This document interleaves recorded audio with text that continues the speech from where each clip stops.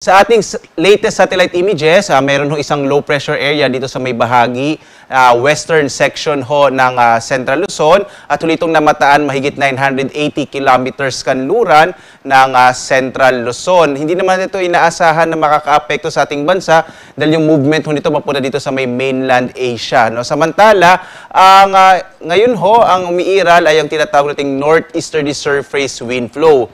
Ibig sabihin ito yung hangin nagmumula sa hilagang silangan dahil nga natapos na yung habagat at patungo na tayo sa panahon naman na tinatawag nating amihan. Sa ngayon, nasa tinatawag na transition period tayo.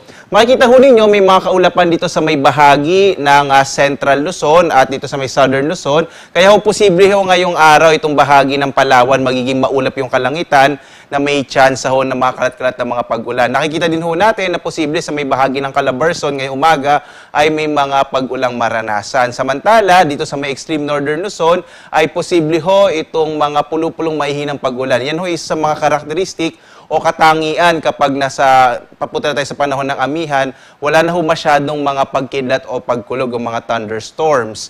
Sa nalalabing bahagi naman ho ng ating bansa, Visayas, Mindanao at nalalabing bahagi ng Luzon, yun ho yung mga isolated rain showers and thunderstorms naman ang maaring maranasan.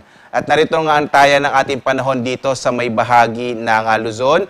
Makikita ho natin na yung bahagi ng Palawan ay may malaking tsansa ng mga pag-ulan sa araw na ito, dulot nga ng trough o extension ng low pressure area na nasa labas naman ng Philippine Air Responsibility.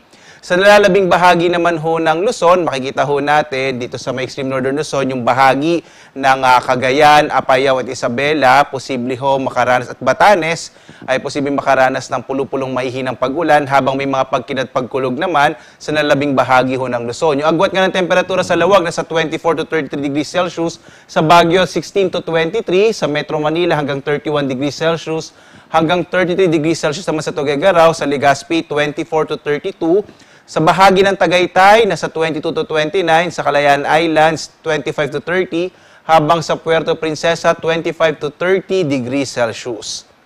Dako tayo sa Visayas at Mindanao, makikita ho natin dito sa may bahagi ng Visayas ay mga isolated rain showers and thunderstorms din ho yung mararanasan, gayon din sa malaking bahagi ng Mindanao sa araw na ito. Ang agwat ng temperatura sa Iloilo, 25 to 32 degrees Celsius, sa Cebu ho, nasa 26 to 33 degrees Celsius, habang sa Tacloban, 25 to 32 degrees Celsius. Sa Zamboanga naman, hanggang 33 degrees Celsius, habang sa Cagayan de Oro, hanggang 32 degrees Celsius, at sa Davao, 25 to 33 degrees Celsius. Mainam ho sa mga kababayan natin dito sa Visayas at Mindanao, magdala pa rin ng mga pananggalang sa ulan, sa mga posibilidad nga ng mga pag-ulan sa hapon, hanggang sa gabi, na hindi naman ho magtatagal, normally mga 1 hanggang 2 oras lamang.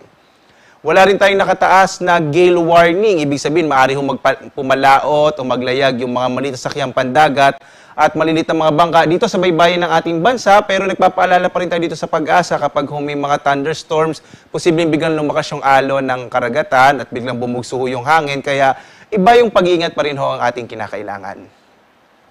Narito na matinasa ang panahon sa mga susunod na araw. Makikita ho natin dito sa Kamaynilaan, sa Baguio, Legazpi, Cebu at Davao dito sa ating mga major cities hanggang araw ho ng Huwebes. Inaasahan ho natin generally fair weather pero posible pa rin yung mga isolated rain showers at mga thunderstorms na nangyayari ho sa hapon hanggang sa gabi.